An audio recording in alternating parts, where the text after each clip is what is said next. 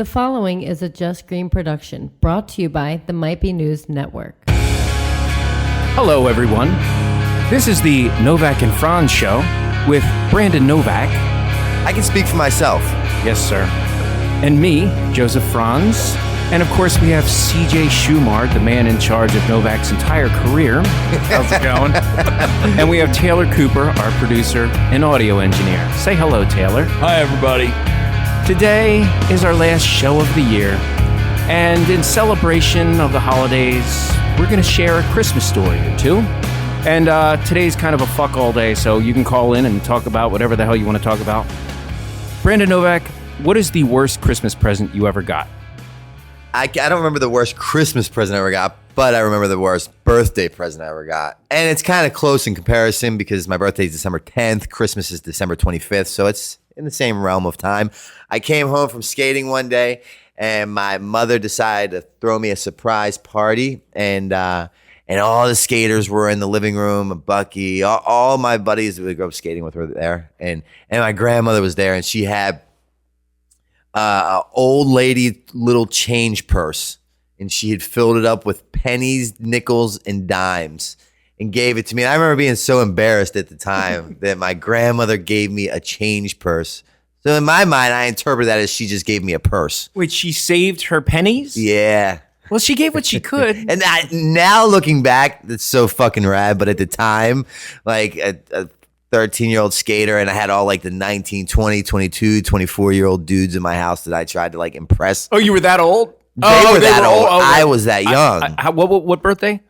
Maybe like my 9th, 10th, 11th ish. You know, I'm trying to be cool around Bucky and all these dudes, and then my grandmother gives me a change purse. Was this Sophie Novak? Yeah. Your father's mother. Yeah. Wow. Yeah. So that was the one that I really remember. Yeah, I mean, all the more credit to her.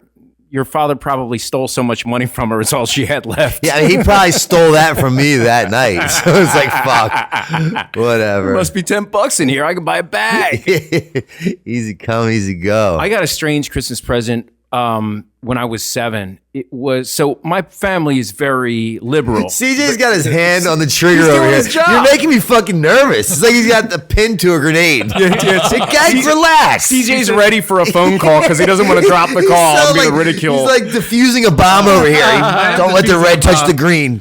Frantz goes, we'll go to call in 1 second, tell him the whole. Now I'm just waiting. He has not moved an inch since we started. He's fucking making me nervous. Well, he already missed the first call. Yeah. Because the caller's still there. Oh, he is? Let's see. I bet you dropped it. If you fucking dropped it, CJ. Here, put it.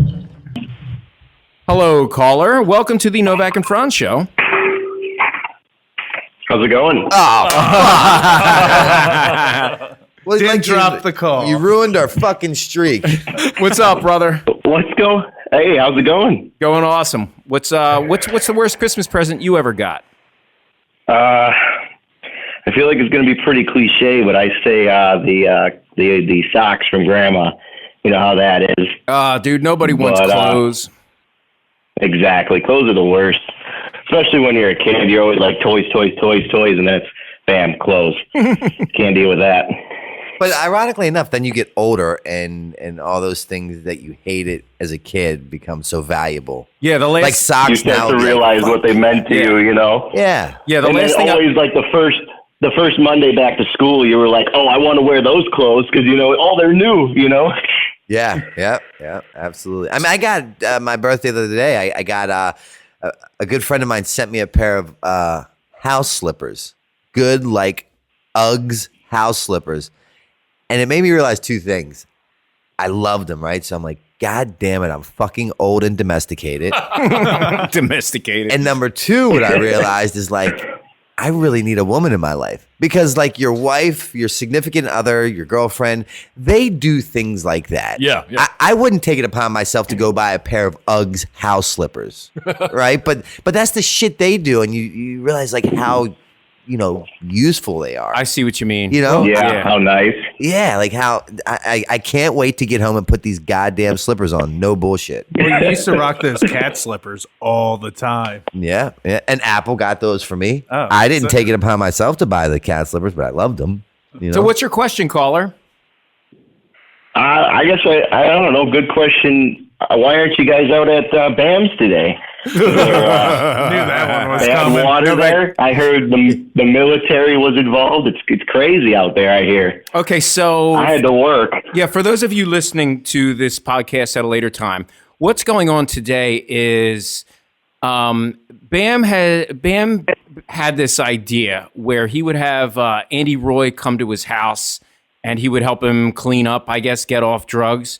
And so that turned into he started posting on Instagram that he would that he was inviting people over his house to take down his ramp, which is in his big. He has this huge skateboard barn and an indoor skate park, and he wanted people to take down the ramp so we could build new. Then that turned into he was giving away cash to people, throwing $20,000 into the woods, Up to 20 grand. up to 20 grand, That's and crazy. then that turned Yeah. into he was going to have bands and have major stage lighting, which must have cost a fortune, and then that turned into he decided to fly out Danny Way to, I guess, inaugurate this event. And it just evolved from there. So then he went on the radio. He did press. He was in the local papers. So right now, as we speak, there seems to be well over. How many people would you say are over Bam's house right now from those videos we saw? I mean, I've been watching myself, just the Snapchat footage, and I'd say at least 1,500. And back in the day, you got to understand, when we were doing Viva La Bam and stuff, the neighbors would call. I mean, if they saw one vehicle with a video camera guy climbing out of it, they would call the cops. So the fact that it's still going on is a miracle. And I guess the reason I'm not going out there is, from what I've seen on social media, it looks like a booze fest, and that's not my scene. You know, I mean, if I'm gonna have some beers, I'm gonna watch episodes of Breaking Bad and The Sopranos and Better Off Saul and just have a 6-pack and go to bed. I'm not into that. Well, you would be stuck Yeah. there for about a week Why is that, CJ? because it looks like with all the cars and the traffic situation and them just blocking the road off. Describe it. It's pretty much cars parked both sides anywhere they can fit and other cars trying to come through this now 1-lane road, but no one wants to give up. It's like a Mexican standoff. Yeah. Yes. No one wants to back Yeah. up to let one car through. So they're all just sitting there. So this is rural farm town. The width of these streets were made for horses and carriages. And there's now traffic all up the street. All the roads are blocked. It's mayhem. There's probably a few hundred cars on Bam's lawn, which is very muddy. So it's going to be everyone's blocked in. No one can leave. It's going to be interesting to see the way the night progresses. Novak, what's your take? Yeah. My take is, Bam really helped me when I was in a bad way and when I was in a really dark time in my life, and he helped me continuously, time after time after time. And he would allow me to come back to Westchester. I would fuck up. He would kick me out. I would go back to Baltimore. I'd want to get better. I'd call him. I'd come back, wash, rinse, repeat. Finally, I got it. And now that, God willing, I was able to get sober and stay sober,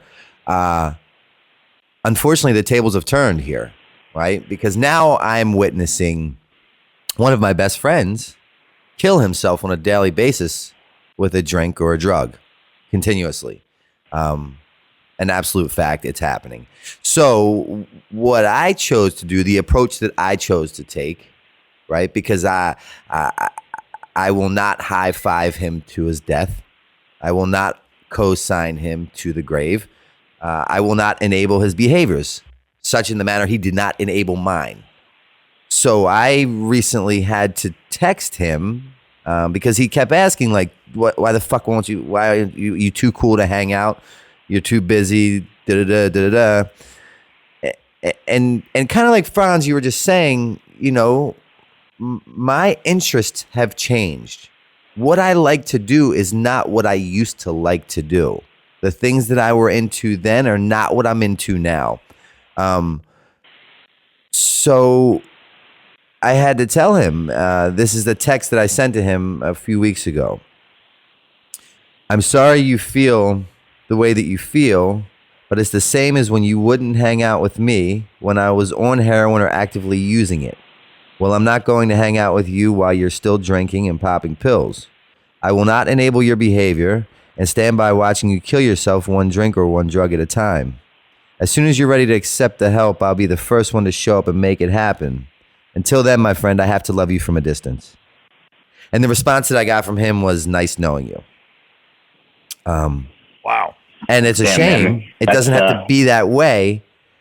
But I will not enable his behaviors to watch him self-destruct and kill himself.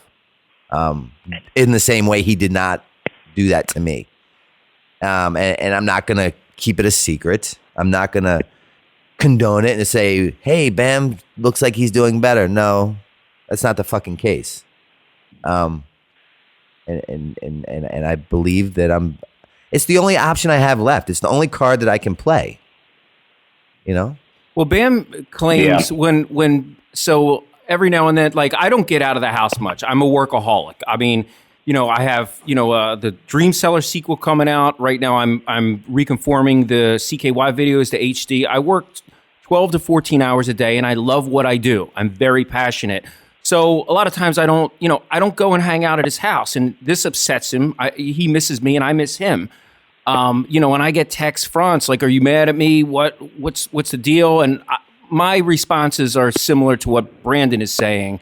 I love you, dude, but I'm uncomfortable with you consuming this much alcohol. And then Bam will tell me, look, I'm only sipping a beer every now and then. But if you go to his Instagram, you'll see him slurring his words and you see him carrying the drinks. Yeah. And I do. And I know that, there's a lot of enablers around him. And I mean, he's Mr. Viva La Bam. He's Mr. Whatever the fuck I want. And when you live like that for too long, you begin to lose a little bit of yourself, and you begin to hide from yourself, I think. And especially now around the holidays, for an alcoholic, the holidays are the loneliest time of the year. It's a time when people are celebrating and getting together with friends and loved ones and family. And for an addict, it's very, very lonely because they're so consumed in this selfish world, and they're kind of looking at themselves within themselves from the outside, and they're realizing how lonely they are. And so for me to go there today and to act like I was a part of that, as much as I would have loved to have gone there and met a lot of old friends. I saw Hannah was there, Nappy's there, a lot of the old crew was there, but it's sad in a way because I want Bam to be better, and I know he's struggling. He wants to do better, and I love him so much, and we all love him. So I guess that's a very long answer to your question, Colin. Oh yeah, no, that is. I appreciate that, and I mean it's got to be tough, like you were saying, mentioning the holidays and having that feeling of loneliness. And I think, he's had a crazy life along with both of you guys and whatnot, and to be so high and then to hit such a low point and then to try to rebuild himself from that. Now he's surrounding himself with all these, some good people, some bad people, some good people but have bad intentions, and I think it's definitely going to put him in a bad state today. I've seen some of the footage there today, and it's just like kegs on kegs and beers on beers, and it's just like that's not what he needs to be surrounding himself with at this point in time, And he has such great offers. Johnny over at Element, the guy who owns Element, he offered Bam a job last year when he got his DUI, and he was like, "Look, I want to put you to work, man. You can rep the company. Tell me your dreams. Tell me what you want to accomplish, man. We can make that happen, But I get it. I fully get it, because I remember when I was drinking and drugging, and they say, if you just get clean, you can do anything you want. You can have this life beyond your wildest dreams. And in theory, that sounded great, right? But I didn't even try to conceptualize it because I could not see past the bag, the bottle, the pill. I was stuck in the situation at hand, and the mess that I had created, it seemed unfixable. It seemed never ending. And I didn't understand that if I just stopped drinking, then things could start to get better. And I get it. That's just kind of where he is. You know what I mean? It's well, and you know what upsets me is you see on social media, people were like, well, Frantz, why don't you just go over there and help him out? You can't. Novak, how many times did I sit you down? And how many times did I beg you? How many times did I cry to you and be like, Brandon, like, please, like, I mean, how many times did we physically get in fights? Yeah. And I was like, you better stop this shit, dude. And it's like, I couldn't help you. So that's just you. And now add in like every one of my family members, every one of the other friends that I have in all the different states that I have. I had a couple people try to literally, one guy in particular, try to chain me up to his radiator in his basement. Not out of like ill intentions, out of like, we want to make sure he doesn't die and he will not stop using. You know, I work in the field. I deal with BAMs all day long. And it's so fucked up, but I'm dealing with a woman right now in Chicago. She's never been to treatment. She's a major cocaine addict. I don't want to get into the story too much. Yeah. But basically what I said to her is I said, here's our relationship. This is what you and I are. I said, I'm a used car salesman. I'm trying to sell you this brand new car with 0 miles right out of the factory, never been driven before. And the thing is I'm trying to give it to you for free. And you're going to debate with me why you shouldn't take it. And I'm going to go back and forth with you. Because the delusional disease that makes us believe that we don't have the disease, you know, it puts up a fight to any kind of sane, rational decision that we're about to make, which is the first one we'll make in quite some time. You know, so it's like you're dying, you're in the middle of the ocean, there's no one around you can't see anybody. I come out of nowhere, I throw you a red life preserver. You say, red's really not my color, give me blue. No, fucker, I have a red life jacket. It's the only one. I'm the only one you can see. If you don't take this life jacket, you're going to die. Yeah, nah, I'll wait for a blue one. Like, it's like that. You know what I mean? Yeah. It's just, you can lead a horse to water, but you can't make him drink. It's that age-old saying. Yeah. When the student's ready, the teacher will appear. And the other people are saying, well, you know, spend 24/7 with him. Make sure he doesn't. You can't babysit an addict. No. You can't babysit an addict. Brandon, how many times did people... You had one girlfriend, we're not going to say her name. She tried to spend every waking moment with you. If you went to the store for smokes, she went with you. If you went to the bathroom to take a shower, she would be right outside so you didn't sneak out the window. Yeah. She would like... That's actually the last 3 girlfriends I had when I was getting high. But no bullshit. But you stayed high 24/7. Yeah, absolutely. You know, it's you can do things to kind of try to get in the way of it, or basically what it comes down to is having repercussions from your actions, right? So that's why, like, me eliminating myself from Bam's life, that friendship is no longer at the moment. It is from a distance. I'm trying to let there be a repercussion from his action, you know? Well, what's it going to take? What is it? That's the thing. It's crazy. It takes what it takes until it takes. And who's for it to say what it will be for it to take? Me walking in a 13th treatment center, I had no idea that's what it was going to be for it to take. I had no idea. All I did walking in there, what I knew for certain was I didn't know if I was coming or going. This was going to be the one. All I knew is the pain became great enough. The only motivating factor behind any form of change in my life comes through a derivative of pain. I don't change when shit's unmanageable. I change when shit is unbearable. And that moment of opportunity, that moment of window for change is about the size of $10. Yeah. Because as soon as I get $10, I'll feel like I overreacted. You know, caught me at a bad time on a bad way in a bad day. So what happened is I walk into that 13th treatment center, pain becoming the motivating factor behind my change. I walk in, and all I know is I don't want to feel how I felt. That's what I know. I don't want to feel how I felt. But I don't know if I'm coming or going. I just don't want to know if I feel how I felt. And then all of a sudden, I get in there. I start to not feel how I felt.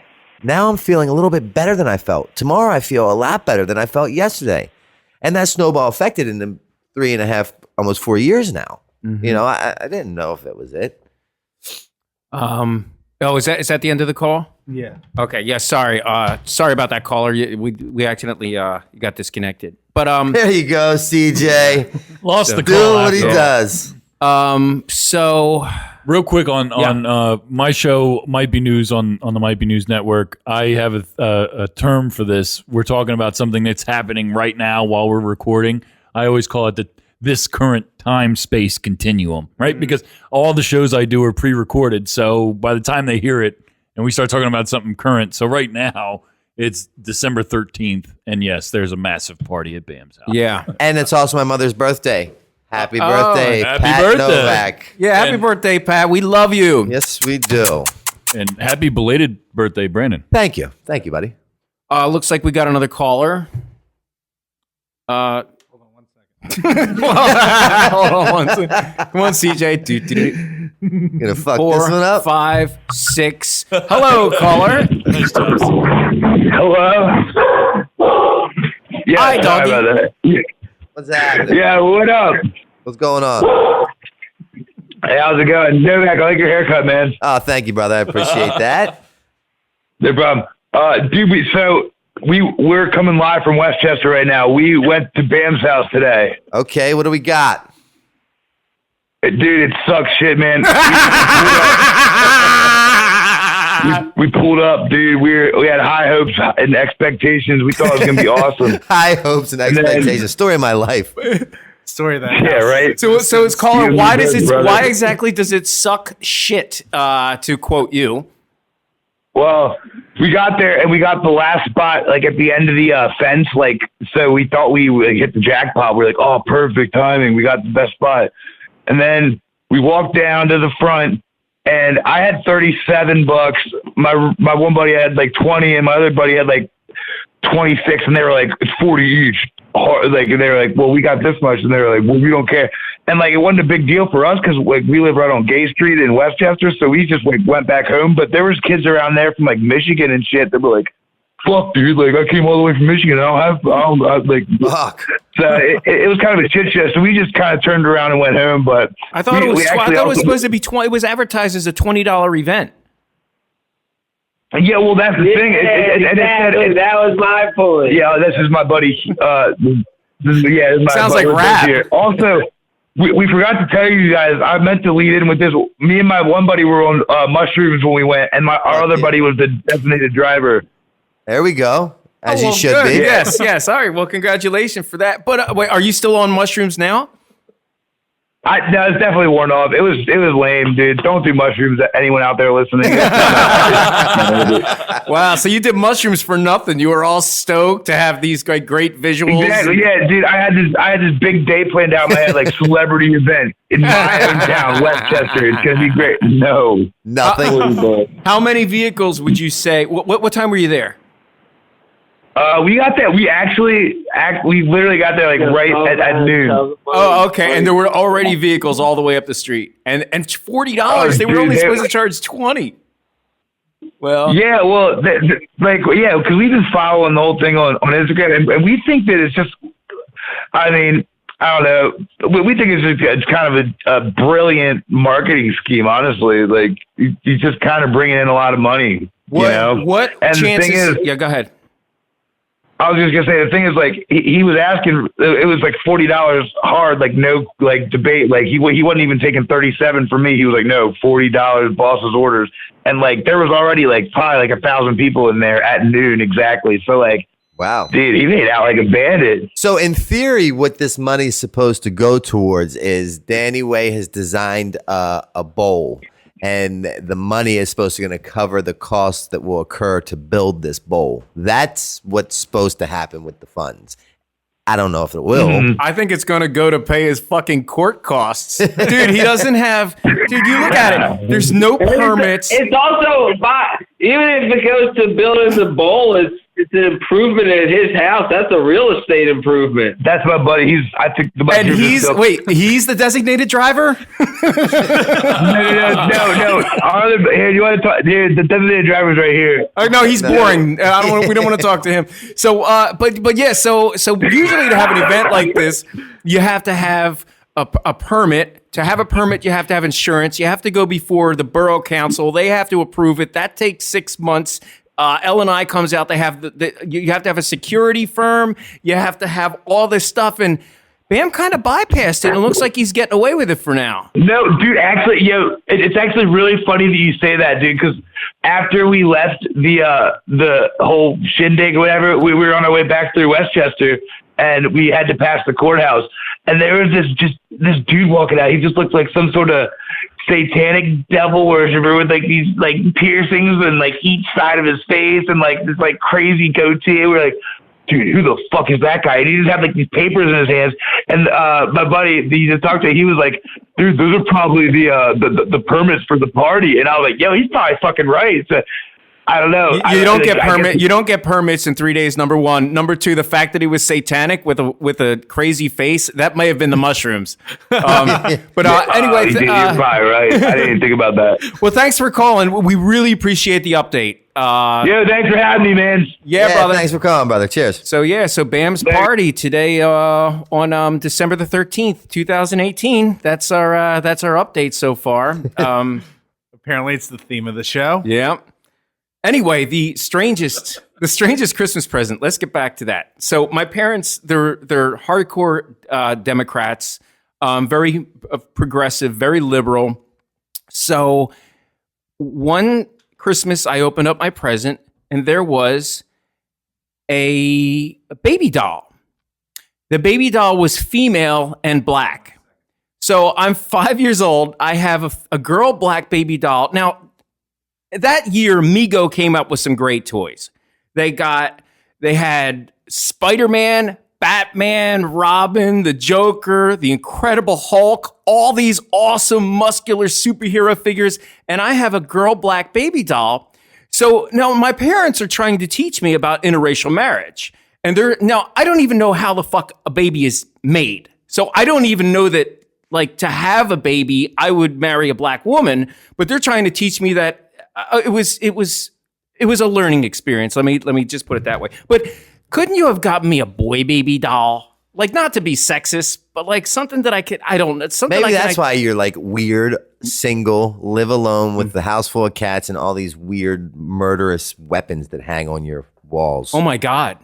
You sharpen Oh my God, knives you're at right. like 5 a.m. Yeah, true. while listening to classical music. That came from Tim Ryan, not me. That's true. No, it's true. Let's go to the next caller. Of course. Hello, caller. When are we going to see a documentary out of you two guys now that Novak isn't trying to fuck his mother? What or when?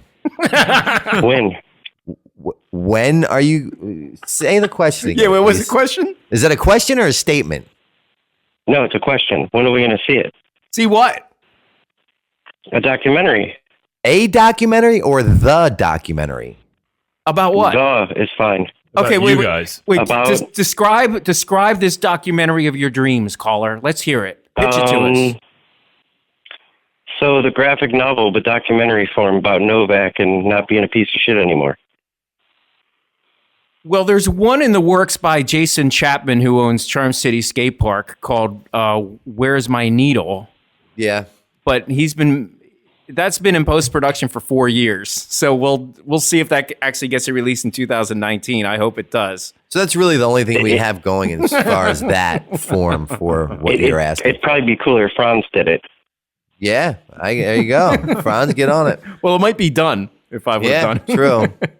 No, but I mean, Chapman's running a business and he has 9 kids by 12 different mothers. So yeah, we don't have anything in the works at the moment. Gotcha. That's all I got, guys. Thanks for calling. Thanks, brother. Take care, Appreciate man. it. Cheers. Looks like I have some good news. It's time for a break when you're going to learn something so valuable that you're not going to want the break to be over. Hey, it's Taylor Cooper, co-host Kev. And I'm co-host Dan. I have to bring something up that's been bugging the shit out of me about your wedding. What? You've known me a long time. Yeah. All right? You've known both of us a long time. You've known We're on Kev the a long time. fucking radio show together. Yeah. We are your brothers. Correct. Why the fuck fuck was I in the corner? Yo, Both of us. We were the furthest away from the bar. We were the furthest away from the food. It was like, I'm just going to put you guys in the corner because I don't want to see you. check out Might Be News on mbnnetwork.com. Also, SoundCloud and iTunes. New episodes every Monday.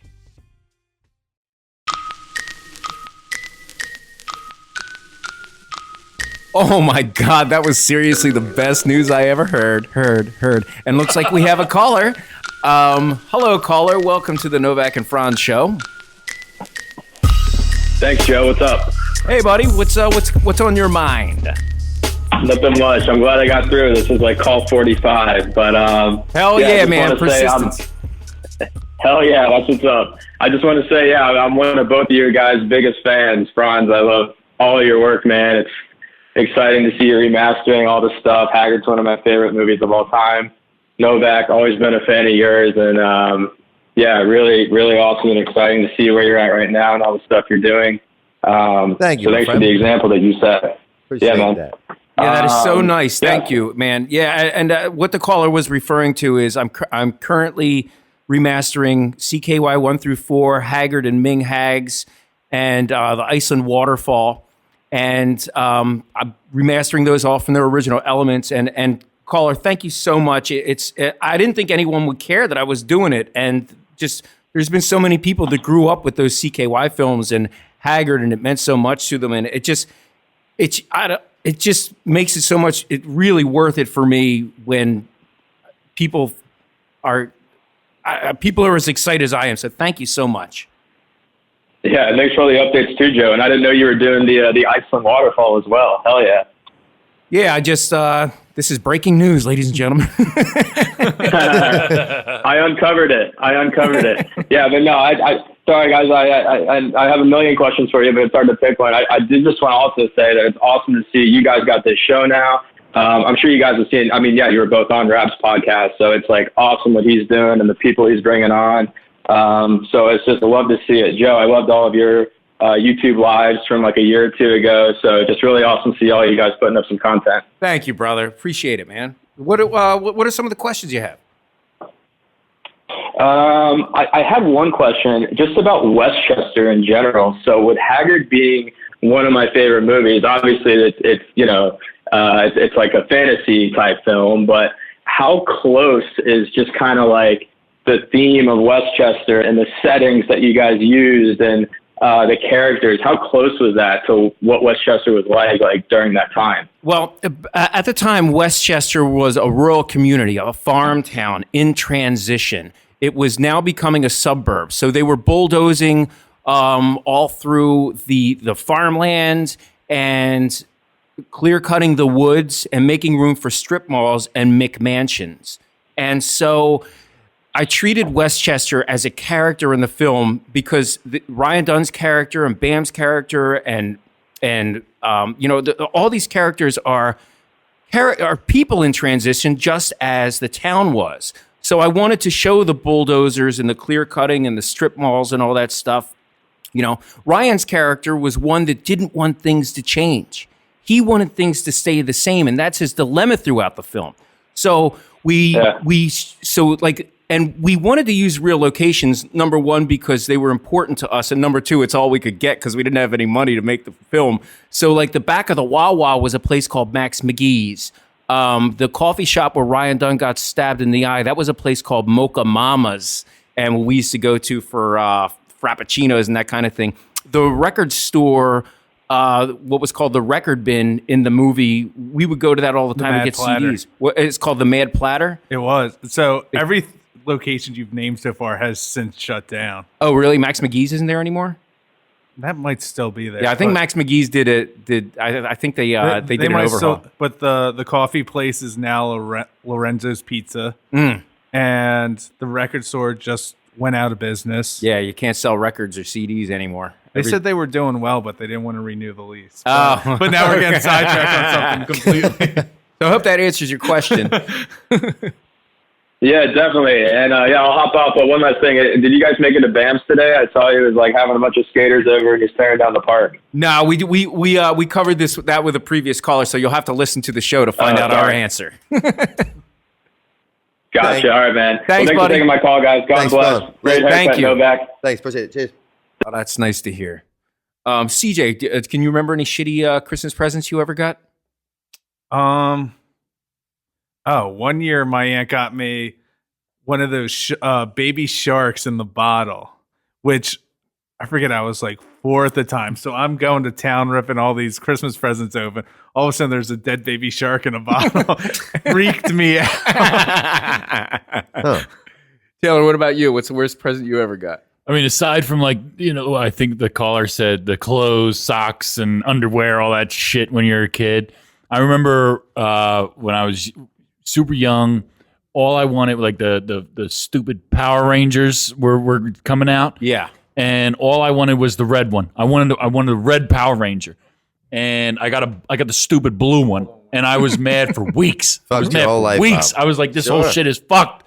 Santa Claus is fucked. I don't want anything to do with it. Really? You were mad over that? No, not really. I mean, but I still played with it. You know what I mean? I just pretended he was the red one. It looks like we've got another caller here. Hello, caller. Welcome to the show. What's on your mind? Hey, man, I adore you guys, man. I love that Novak got clean. Thank you, brother. I've got all the Damn series and everything like that, and I've seen all of the Jackass movies and stuff, so I'm a huge fan. But I've actually talked to Novak personally on the phone about banning and whatnot. Okay. And Did you go? I have a huge question for Novak personally. What do you How got? does it feel like to get clean? You know, when you're addicted to a substance, it's like quitting a long-term relationship. You don't know what it's going to feel like after you get over that hump. What does it feel like to you? For me, I got to a point that it talks about in this book that I read called The Big Book, Alcoholics Anonymous. And what it talks about, it's a really beautiful place to be in. And it's a lot of pain to get to this position in life, but if you make it to this position and you don't die, things become really good if you do what it takes to get out of the position you find yourself in. And what that position in is I found myself at a point in life where I could no longer live with or without drugs and alcohol, right? Meaning that the delusional effect, every time I put a shot of heroin in my arm, a glass of wine in my mouth, a handful of Xanax down my throat, every time I did that, a delusional effect was always produced, which would allow me to escape the reality that I had created for myself. Therefore, I was okay with being homeless. Therefore, I was okay with letting men blow me for money. Therefore, I was okay with sleeping in abandoned houses, doing things I didn't want to do to get another bag, bottle, or pill. But what do I do when I get to a point where I put that needle in my arm, I put that bottle to my mouth, that pill down my throat, and the delusional effect is no longer produced, meaning that I cannot escape the reality that I have now created for myself? Meaning that moment of clarity takes place when I am high or sober. Fuck me. It literally stopped working, right? So then I became willing to do what it takes to get out of the position. And all of a sudden, I knew my life was going to get great. I did an interview once. They said, were you depressed when you made it to treatment? And I said, absolutely not. I was depressed right before I got into treatment, but I knew if I could get one more chance at one more bed in one more facility, I was going to fucking take advantage of it and run with it. And so when I'm sitting in treatment and I have a warm shower to get into, a clean bed to get into, a meal to put in my stomach, you would have thought I hit the Mega Millions, So life progressively got better faster for me because I was so low that, like, I always say I was the kind of guy who wanted to kill himself, but I didn't want to hurt myself in the process. And I was horrible at suicide because I kept waking up. So just one day without using was like I hit the Mega Millions. Well, see, a lot of people, including those who are sober, who judge those who go through the addiction disease itself, they don't quite understand the fact of normalization when you're on a substance. They don't understand that you feel normal when you obtain these substances. And, the thing about it is when you're at a point and you're at a point where you're addicted and you're doing these things to feel normal to get through your day, you always have this thing in the back of your head saying, well, what's going to be different when I get sober? Because it's not going to be the same. Like, I'm going to be I mean, is it going to be a boring life? Am I going to feel happy again? Am I going to, beat depression? Am I going to have energy again? But then again, in the back of your head, you're going, no, you're not. No, you're not. But then, you see all these success stories like your own, and, I commend you for that. That's amazing. I'm glad to hear it, and I'm proud of you, but it's hard out there for a lot of people, Well, that's kind of, going back to what you said, what will life be like when I don't get high or drink, right? I got to that point where I could no longer live with or without the drugs and alcohol. So I knew that life was going to get better because when I was high, life was shit. When I was sober, life was shit. When I was caught up in active addiction, life fucking sucked. So I knew if I could just break that bondage between me and that bag, bottle, or pill, get enough separation between me and that last use that I could break the chain of command and actually start living like a quote unquote normal human being. Because I've been getting high so long, the abnormal had become the normal. I was living on that animalistic level that it just made sense to wake up every day and do what I had to do to get another bag. But I just needed to be in a place that was safe enough to provide me enough time for me in that last use where I could actively change. I could break that pattern, break that cycle, but I couldn't do it on my own. And I had to get to a really dark place to do it. I always share my story and people are like, wow, man, my story is not as bad as your story. And I say, my story was not as bad as my story in the beginning either, but a hard head makes for a soft ass. Everyone's different, man. They can always judge you based on what you've been through. But like the story of addiction itself, anyone who's dealing with it, I don't care if you're a fucking millionaire. I'm sorry for cussing if I'm not supposed to. I don't care if you're a millionaire. I don't care if you're the brokest person in the world. Addiction is addiction, and it's a horrible thing going on in America, around the world, personally. And the disease of addiction doesn't discriminate. It does not discriminate. Right. Yale or jail, White House or the outhouse, the results are all the same. 1 out of 5 people will be affected. Today in the nation, 179 people will die as a direct result of an opioid overdose. It's worse than the Vietnam War. It's worse than the peak of the AIDS outbreak. The sad thing is those deaths are preventable. And those numbers are only inclining. They're not declining, meaning the numbers are getting bigger. They're not getting smaller. They're not coming out with a solution. Right. But yeah, but it is possible. Miracles do happen. Well, there's certain steps that someone close to me is taking very soon, and I just adore what you guys do and everything, and let everybody know, because I've seen the pain and suffering that you personally have gone through, and all your friends around you have gone through. So you're an inspiration. I just want to let you know. And Joe Frantz, I fucking love your artwork on your, little bitty skits and stuff like that on certain shows that you take the video time and stuff. The little tiny 2-second, it does mean a lot. Don't let that get past your head. Thank you so much. I appreciate it, man. I love you, caller. Thank you. Thanks for calling in, brother. Take care of yourself. All right, buddy. Be easy. God bless. What was the best Christmas present you ever got, Joe? Best Christmas present was the Micronauts. No. Oh, okay, so right around 70, between like 76 to 78, there were the Micronauts, which were action figures that you could disassemble. They were put together by magnets, so you could like take the arm or the head off of one and put them on the other. You could, you could basically assemble your own different variations of the Micronauts characters. But I have to say, the Star Wars action figures were my absolute fucking favorite. I mean, I would, if I had the hours back that I spent playing with them, but how much imagination and storylines I could create with them. Like, you don't always use the Star Wars characters to play Star Wars. Sometimes you play House. Sometimes I remember that me and my sister would play, and Leia would be the mother, Han Solo would be the father, and we'd use a Jawa as the bratty baby. And then the bratty baby would go around the house, and we'd make these scenarios where he's causing all this trouble, messing up his room, and the parents have to discipline the kid. Jesus Christ. Well, what did you play with when you were little? Man. My favorite present I ever got was, believe it or not, my father came through and got me a YZ50 Yamaha dirt bike, a Y-Zinger 50, and accompanied by a pair of black leather chaps. Wow. Top awesome. that bitch. Is that why you played the gay biker in the movie Ming Hags? Maybe.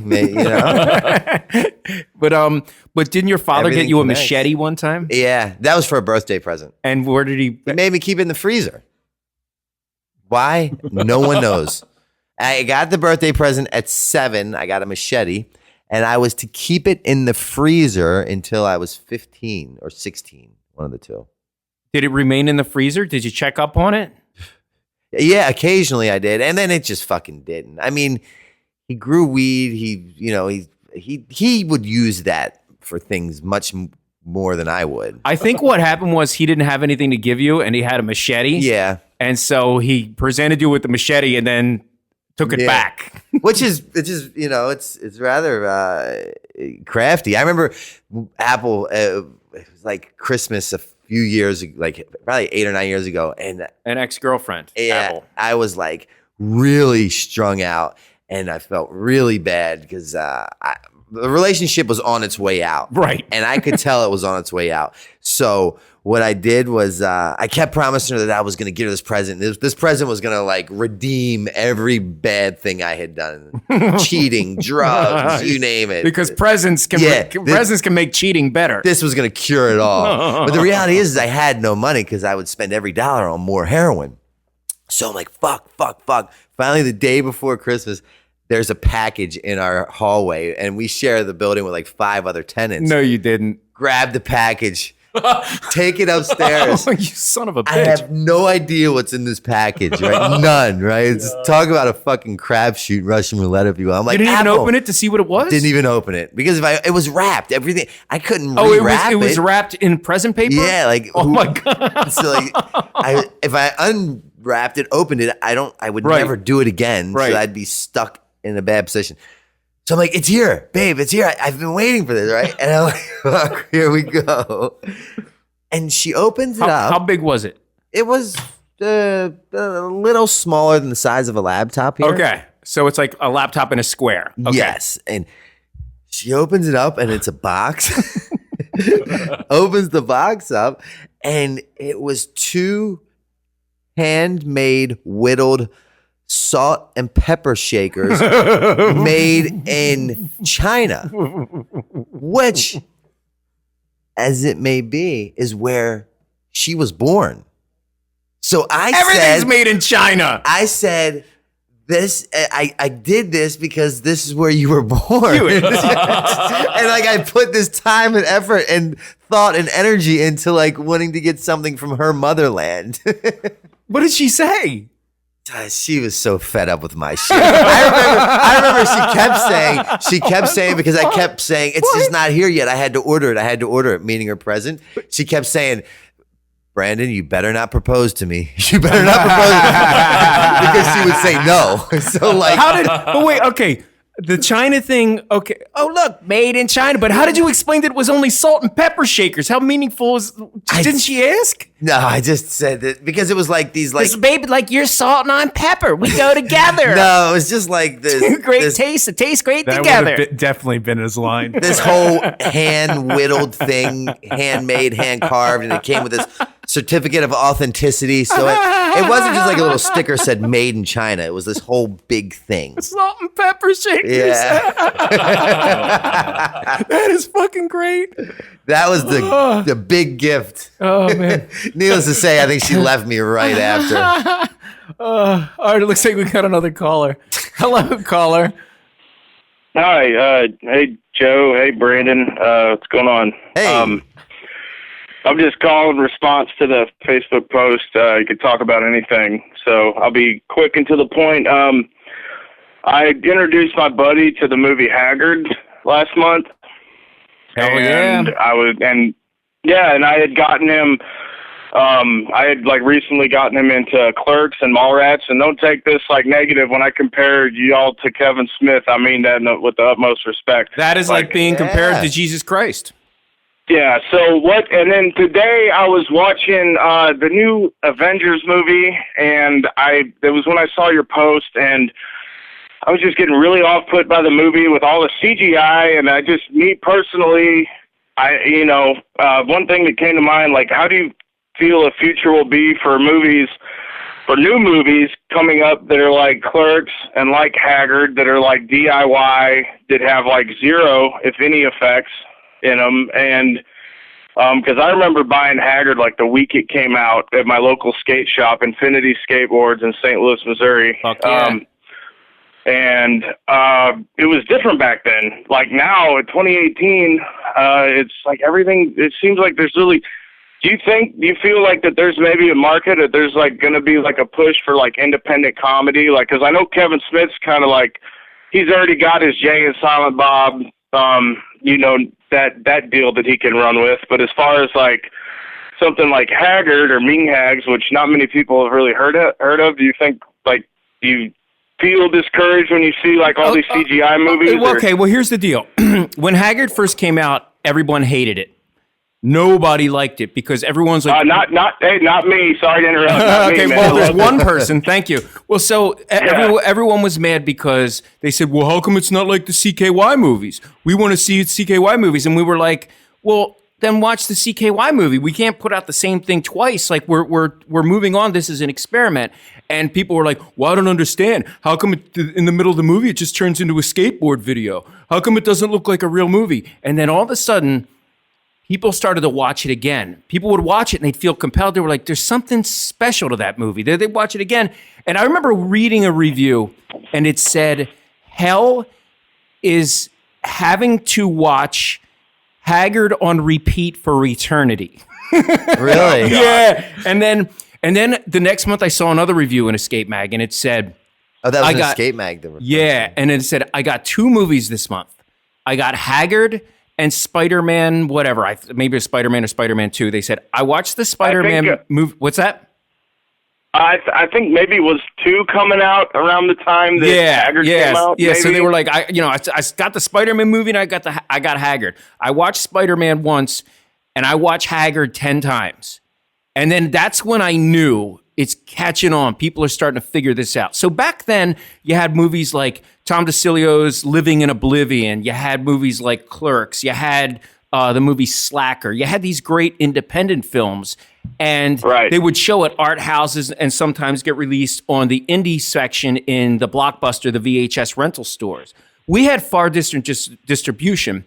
We had distribution through skate shops, mom and pop skate shops.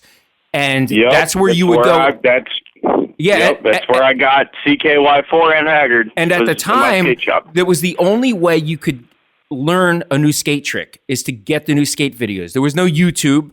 You know, that was it. So you either got the skate video or you went to see a pro skater, which was very rare because there were hardly any skate parks. So now with the internet and everything, anyone can learn how to do a skate trick. Anyone, you know, there's a million trick tips videos out there. There's no mom and pop skate stores, and if people still buy DVDs and stuff, they'll get them they'll get them online. So that our whole distribution model failed. Now, as far as comedies go, comedies aren't fucking funny.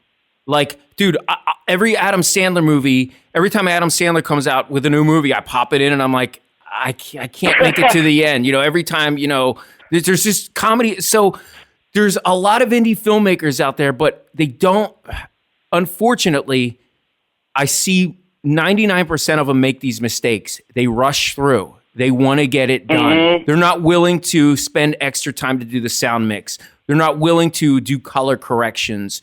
They don't, you know, they're not willing to move the camera to get that other shot, you know, and they think that the final product is the end goal, and it's not. The creation of art is everything, and it has to be as perfect as you can get it, and it has to be unique. And I think that that's with video the way it is now. Film was extremely expensive. Every minute of film that ran through that camera back in the day cost us $100.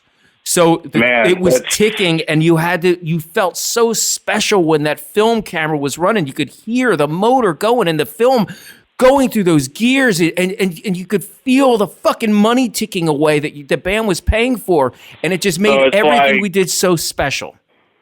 That's kind of like that's why I asked you. I'd like to get that perspective, because when that came out, you know, I was in early years of high school, and I loved it then. I had been a fan of CKY since it was Land Speed CKY if you can believe that. 99, whenever I think there was even an advertisement for that in a magazine, if I'm not mistaken. It said land speed on it instead of just, you know what I'm talking about? Yeah, of course. Yeah. Yeah, so, but I just always like the skits, and then Haggard, I don't know, that always sat, there was always a fun movie to me, and I always, lumped it in there, not in a bad way, like I said, with, Clerks and Mallrats, with, that thought-provocative comedy. There's, the silly shit in Haggard. The fun, duct taping Don Vito's shit to a garage door. But it makes you think. But it makes you think about your relationships. Everyone's been through. So Ryan Dunn's character in that film was going through a relationship that he wanted to hang on to, and it's everybody's been there. Everybody's felt that hopeless. And he put his heart and soul into that role. You could feel it, because I've recently got out of an 8-year relationship a couple years ago, but I still think about it, how much I fucked it up, blah, blah, blah, and I rewatched that movie, and I'm man, this is it hits me in a different angle today than it did when I was a kid, or when I was in high school. Well, I just think I personally would like to see more, movies like that, and more comedy that's for me, Adam Sandler, I call those depression comedies, back in the day when I was going through real bad withdrawal from drug addiction, I would literally watch Adam Sandler movies to make me feel better. That's how I looked at them. Yeah, brother. You know what I mean? Not to laugh, but literally I'm laying there sweating, in the bathtub shitting, and I'm okay, fuck this. Wait, back up. You were in the bathtub shitting? In the bathroom going from bathtub to shitter. All right. No. Well, thank you so much for calling in, brother. We really appreciate it. Have a great day, man. Take care. I thought we were onto something when he was shitting in the bathtub. So Brandon, how do you think this shindig over Bam's house? So again, today's December 13th, 2018. Bam's having a major rager. He's not licensed to have major rager. I like that. What do you think? I'm looking at a picture here on Instagram. You think the cops are going to come shut it down, or you think he's going to get away with it? I think he might get away with it. As of right now, it's going as if he's getting away with it. He's got a picture he just posted on Instagram. And the caption states, "We made a bow happen, fuckers. Thank you." That's pretty cool. I would love, dude, any skate park that Danny Way's gonna design is gonna be epic. So I'm dying to see what that's all about, man. Yeah, he did it. He's doing it. I'm a big fan of doing things. Doing things. looks like we got another caller here. Hello, caller. Hey, brother. What's going on? What do you got in mind? Is this Frantz and Novak? Yep. Hey, man. Shout out. Hey, Novak, dude. Hey. What up? Dude, thanks for being the inspiration, bro. Thank you for listening, man. Yeah, for sure, bro. And Frantz, dude, hey, thanks for doing that CKY HD stuff, man. I've been following that, dude. I grew up with you guys, so for sure, man. It's long time coming. Thank you so much, and it's keeping me busy for sure. We appreciate it. What's your question? Hey, man, I got a question for this new generation of kids kind of coming up. I'm around your guys' age, so I kind of grew up with you guys. But I have a son. He just turned 19.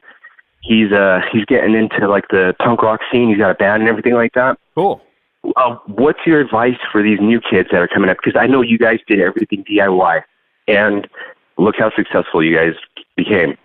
What's your advice on giving these new kids a DIY kind of? My advice for your son is to go to school and become a dentist and get a real job, and don't do what I do. No. So I don't know, man. My thing is, I always felt unfulfilled if I didn't pursue my artistic ambitions. I've had normal jobs, and I felt like a piece of shit. I was very successful at other occupations. I was in advertising, and it was just, and I was doing great. I was making good money, and I was traveling around the world making commercials and #1 spots on television. But I did not feel I didn't feel like an artist. I felt like a part of my soul was dying. So I needed to do this. I didn't have a choice, So if some people feel that, everyone, we all fool ourselves into thinking that we have a choice in everything we do. and we're the commanders of our own ship and we're the masters of our destiny. I think that's bullshit. Every decision I ever made, I didn't have a fucking choice. I needed to do it.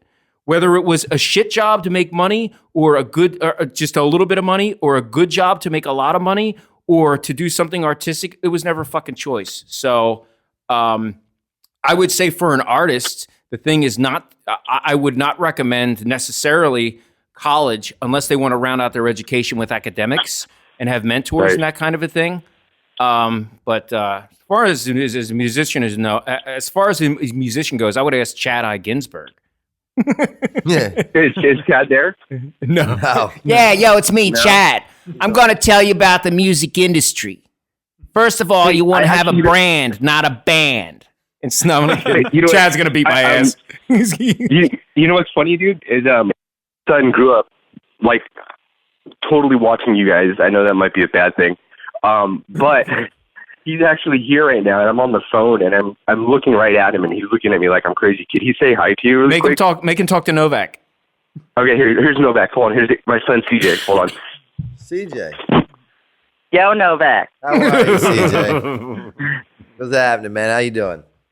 I'm doing good, brother. This is actually pretty rad that I get to talk to both of you guys. I idolized you growing up and watching all CKY videos, obviously Vivo Bam, but I think if you're more of a diehard fan, if you tuned into Radio Bam, Serious 28 Faction, even though I was like 5, but that's rad. Your dad let you listen to that when you were 5?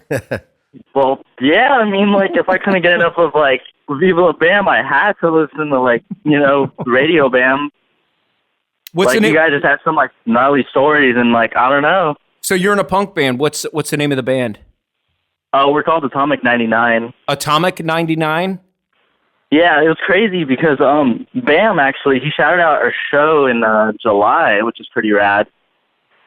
Right and that got they got some pretty big scoop. So now I know your father's there, but tell us about the chicks you're getting since you're in a cool band.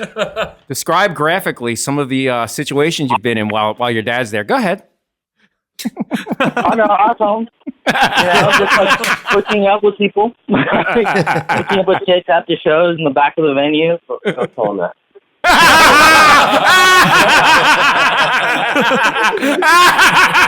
Cat's out of the bag, Dad. Don't say anything incriminating, especially to the guys. It's nice to see that your dad is still willing to beat your ass even though you're 19. That's a strong father. Thanks for calling in. Yeah, thanks for calling in. Looks like we're reaching the end of the show. Hey, we appreciate you calling in. Thank you so much.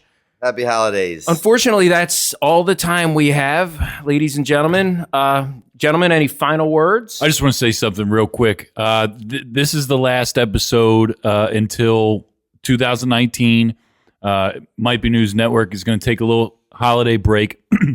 But before we end the show, I just want to thank you, Joe, and Novak and CJ for doing this. It's great. I hope you guys have had as much fun doing it as I have. It's great. I definitely have. And dude, we could not do it, Taylor, without you or the Might Be News Network or CJ. And just thank you so much. And happy holidays, happy New Year, Merry Christmas, happy Hanukkah, Ramadan, all that politically correct stuff we're supposed to say nowadays. Yeah, thank you. What else do you say? Yeah, Frantz summed it up. Yeah, man, I'm equally as grateful that you give us, sir. You provide us the outlet in which to get our word, our view, our opinionated bullshit out to the public or people that care to listen to us. So for that, I am forever grateful for the services that you provide. And the service that I provide is if you or a loved one are suffering with the disease of addiction or mental health disorders, please call me 610-635-9092. Me or one of my team members will do whatever it takes to find you the necessary help available. And the disease of addiction is not a death sentence. Your history does not have to dictate your future. As long as you're breathing, it's never too late. And if you're curious about who the fuck I am, go to BrandonNovak.com. Yeah, and he is not kidding about his phone number. So rewind the tape.